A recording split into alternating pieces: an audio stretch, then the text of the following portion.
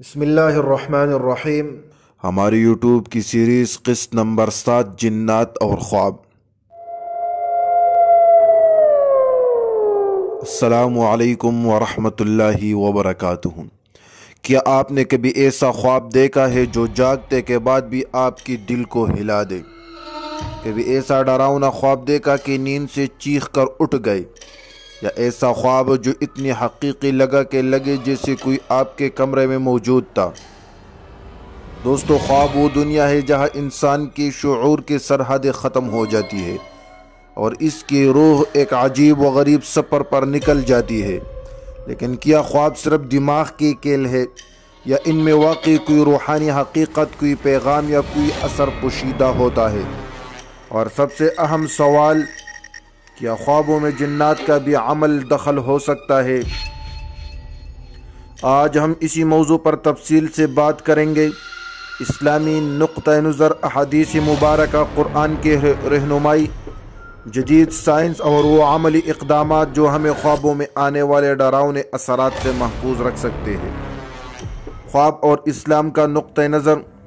اسلام میں خوابوں کو بہت اہمیت دی گئی ہے۔ نبی علیہ السلام نے فرمایا، اچھا خواب اللہ کی طرف سے ہے اور برا خواب شیطان کی طرف سے ہے۔ یہ حدیث خوابوں کو 3 حصوں میں تقسیم کرتے ہیں۔ اچھے خواب رؤیائے صالحات جو اللہ کی طرف سے خوشخبری ہوتے ہیں۔ برے خواب احلام یا ڈراؤنے خواب جو شیطان کی طرف سے خوب پیدا کرنے کے لیے ہوتے ہیں۔ انسان کے اپنے خیالات اور لاشعوری باتیں جو دماغ کی اپنی تخلیق ہوتے ہیں۔ خوابوں میں جنات کا اثر۔ احادیث اور مفسرین کے مطابق جنات انسان کو خوابوں میں بھی متاثر کر سکتے ہیں۔ یہ اثر کئی شکلوں میں ہو سکتا ہے۔ خوفناک شکلوں میں آنا تاکہ انسان کو خوفزدہ کیا جائے، ایسا خواب دکھانا جو دل میں وسوسہ ڈال دے یا انسان کو گناہ کے طرف مائل کرے۔ بعض اوقات سحر، جادو کا اثر خواب میں محسوس ہوتا ہے۔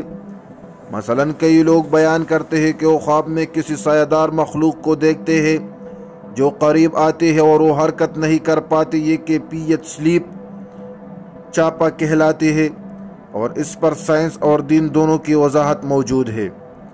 ڈراؤنے خواب اور حقیقت۔ اسلام ہمیں سکھاتا ہے کہ ڈراؤنے خواب کو دیکھ کر کیا کرنا چاہیے۔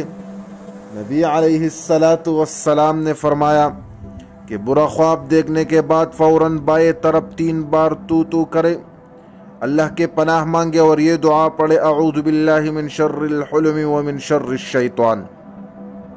کسی کو خواب نہ سنائیے۔ یہ عمل نہ صرف دل کو سکون دیتا ہے بلکہ شیطان کے اثر کو ختم کر دیتا ہے۔ نیند میں برے اثرات سے بچاؤ۔ قرآن ہمیں نیند سے پہلے چند سورہ پڑھنے کی تلقین کرتا ہے۔ سورۃ الفلق اور سورۃ الناس جو ہر قسم کے شر، حسد اور جنات کے اثرات سے حفاظت کرتی ہے۔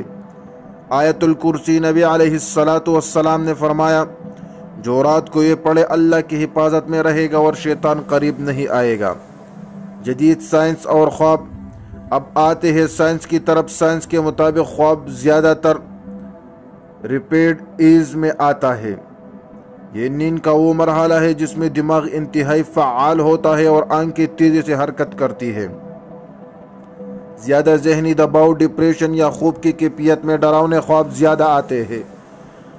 اوقات یہ خواب ہمارے دماغ کا طریقہ ہوتا ہے کہ وہ خوف اور جذبات کو پروسیس کرے گا۔ جنات، سلیپ پیرالیسس ایک سائنس ہے جس میں دماغ جاگتا ہے۔ یہ اکثر اس وقت لیکن جسم حرکت نہیں کرتا اور دماغ ڈسٹرب ہوتا ہے جب نیند کا سائیکل۔ لیکن بعض اوقات لوگ اسی دوران عجیب مخلوقات دیکھنے کا دعویٰ کرتے ہیں جو اسلام کے لحاظ مطابق جنات کے اثرات بھی ہو سکتے ہیں۔ دونوں پہلوں کو سمجھنا ضروری ہے۔ عملی اقدامات: نیند سے پہلے وضو کر کے سوئیے، بسم اللہ پڑھ کر دائی کروٹ سوئے، اذکار مسنونہ پڑھے، آیت الکرسی، سورۃ اخلاص، سورۃ فلق، سورۃ ناس۔ کمرے کو صاف رکھے، ناپاکی سے بچے۔ سونے سے پہلے موبائل اور ڈراؤنے چیزیں سے دماغ کو نہ بھرے۔ دوستو، خواب زندگی کا ایک لازمی حصہ ہے۔ یہ کبھی خوشخبری ہوتی ہے، کبھی آزمائش اور کبھی شیطان کی طرف سے دھوکہ۔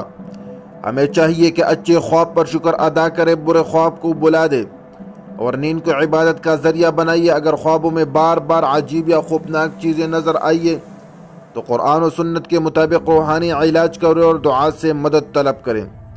آخر میں یاد رکھیں پیارے دوستو، انسان کے خواب اس کی ایمان، اس کی ذہنی کیفیت اور اس کی زندگی کے حالات کا آئینہ ہوتے ہیں۔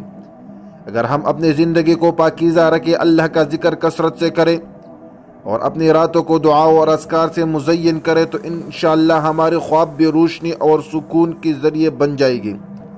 اللہ ہمیں ہر برے خواب اور ہر شیطانی اثر سے محفوظ رکھے، آمین۔